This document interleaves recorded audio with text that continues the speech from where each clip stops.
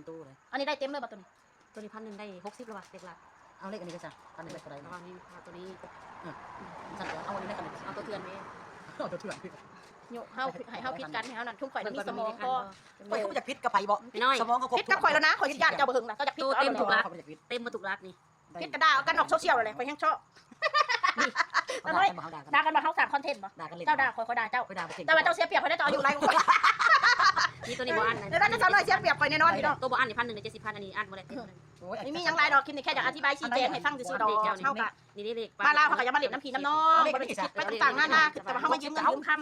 กูละซ้ำมัน2 เฮาก็มีครอบครัวอยู่ถึงจุดๆนี้แล้วเฮาก็สิบ้าแบบขนาดนั้นเลยเหรอถึงว่าจะตกว่าเฮาตกอักมันก็สิขนาดนั้นเลยเหรอซะหน่อย เพิ่นถึกเลขเพิ่นมาเอาเงินเลข เพิ่นเอาจะพังอยู่เอาเอาเลย เลขขี้เก็บเด้ บางคนก็ว่าเฮาโกหกตอแหล ได้ อันนี้ได้เท่าได้สื่อใน เล เว็ ข บ ลิงอันบ่ลิงอันเขาจะอันบ่ลิงนี่เอามาโดลิงเขา มันได้บ่หลายเนาะนี่เนาะ นี่เห็นบ่เลยเขาอันเห็นบ่ เอาเลขลิงนี่เลขอันเนี่ยรถเอา2,000น่ะ เองแล้วก็ถึกหลายเติบพี่น้อยฮ้อนเด้อพี่ ใส่ น้อย เน็ตก็ไม่น้อยอยู่นี่ มื้อนี้คือฮ้อนเมื่อวานคือหนาวบ่ให้เฮาพิดกันให้เฮานั่นทุ่มข่อยมีสมองก็ ข่อยก็อยากพิษกับไผบ่สมองก็ครบ พิดกับข่อยแล้วนะข่อยญาติเจ้าบ่หึงนะก็อยากพิด เต็มถูกละ เขาอยากพิษ เต็มมาถูกรักนี่ พิดกระดาเอากันออกโซเชียลเลยข่อยยังชอบด่ากันมาเฮาสร้างคอนเทนต์บ่ ด่ากันเล่น เจ้าด่าข่อยด่าเจ้า ข่อยด่าบ่เก่ง แต่ว่าเจ้าเสียเปรียบข่อยได้ต่ออยู่ไรข่อย นี่ตัวนี้บ่อัน แล้วนั่นจะน้อยเสียเปรียบข่อยแน่นอนพี่น้อง ตัวบ่อันนี่1,000ได้70,000อันนี้อันบ่ได้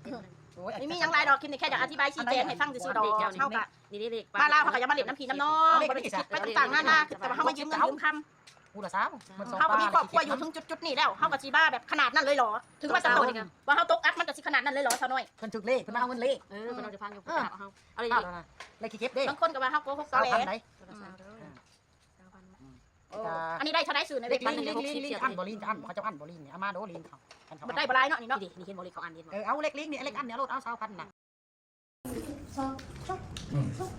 จะบอกได้เนี่ย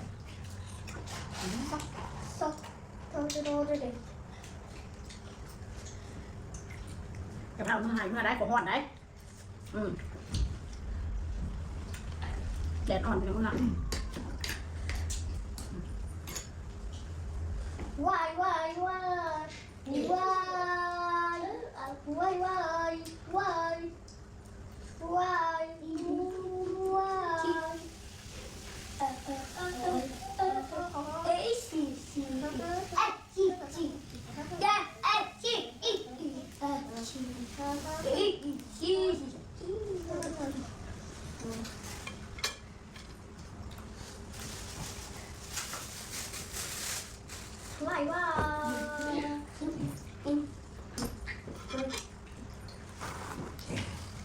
ไม่รู้พี่ คนเกี่ยวนะ อาจจะไปนอนที่บุรีรัมย์ช่วงตอนนี้เราก็เดินทางออกจากจันทบุรีจะเข้าสู่จังยังวะ สักเกี่ยว คลองโป่งน้ำร้อนยอดโป่งน้ำคือมาเลี้ยงดูพ่อนะประเภทนั่นไม่เราอยากเลี้ยงดูเราได้เราไปถ้าคนเราไปอยู่น้ำมันนานไปได้เสมอจ้ะแมนไปยังดีใจเราไปเราจะอยู่หันเราเคยอยู่หันมา30-40 ปีแล้วแล้วก็ไปอย่างง่ายแล้วก็อย่างลำบากลูกเต้าก็ง่ายๆสักพี่น้องจ้ะแม่เราลำบากเราเคยลำบากอยู่แบบลูกเต้าบ่เห็นพี่ตะวันจะเป็นหน้าก็โทรหาลูกหาเต้าเล็กน้อยแค่นั้นเองก็เล่นพี่ตะลูกเต้ามันเที่ยวมาเบิ่งเอาแค่นั้นพี่น้องบอกเราเป็นคนนั้นน่ะก็บ่มักลำบากผู้ใดบ่ให้คนมาลำบากอีกมาเห็นอยู่สิเพิ่นว่าให้เวลาแบ่งสมบัติเขาก็แบ่งให้ลูกหมดอ้าวลูกก็ได้ทุกคนเด้ล่ะบ่เป็นลูกคนเดียวเด้ได้เท่ากันหมดทุกคนนะคะจริงๆแล้วก็การดูแลพ่อแม่นี่ก็มันก็ขึ้นอยู่กับการดูแลผู้ใดดูแลกับผู้นั้นได้บุญเขาสิมาเน่งกันมึงต้องดูแลเด้อกูบ่ดูแลมันบ่ได้เขาบ่ดูแลเขาก็บ่ได้เขาบ่ดูแลเขาก็บ่ได้เรื่องดูแลพ่อกับแม่นี่ตัวผู้ใดมีก็ยืนไปข่อยมีหน่อยก็ให้หน่อยข่อยมีหลายก็ให้หลายตามสภาพเขาคือกันเนาะเขากับครอบครัวเขากับพ่อแล้วก็ครอบครัวเราแล้วก็มีครอบครัวเราพี่น้องถ้าเราอยู่โสดอยู่เขาก็บ่ว่าเรา ใช่แต่คนไม่ได้ยินลูกแก่ไทยของไทย ต้องใช่แล้วเขาอยู่ในเดือน อันนี้เขาบอกความจริงมันไม่แบบที่สมบัติแล้วก็เอาสมบัติพ่อแม่ตกทอดมรดกธรรมดาแล้วถ้าให้ลูกให้หลานมันจะให้ไพ่เนาะก็ตามความเป็นจริงมันก็ต้องให้ลูกให้เต้าแล้วผมมีรายก็ได้รายอยู่กับบ่าวเนาะก็ได้รายอยู่แหละเอากับบ่าวเนาะมาไว้หน่อยถ้ามาหน่อยมันก็บ่แม่นก็ได้รายอยู่แหละพี่น้องนั่นแหละแต่มันก็นานมาแล้วมันไม่ได้เป็นเดี๋ยวนี้มันหลายปีแล้วจ้าแต่6-7 ปีแล้วจ้าหลายปีมากแล้วแม่คอยอย่างคือการสารมีเราก็ต้องแบ่งให้ลูกทุกคนลูกเรา6 คนได้คนละ2-3 พันก็ต้องแบ่งแม่นปะล่ะถึงเราสิบ่มีมูลมีมั่งมีเงินเราเท่านั้นถ้าเกิดเบิดบุญไปเราก็ต้องบอกต้องแบ่ง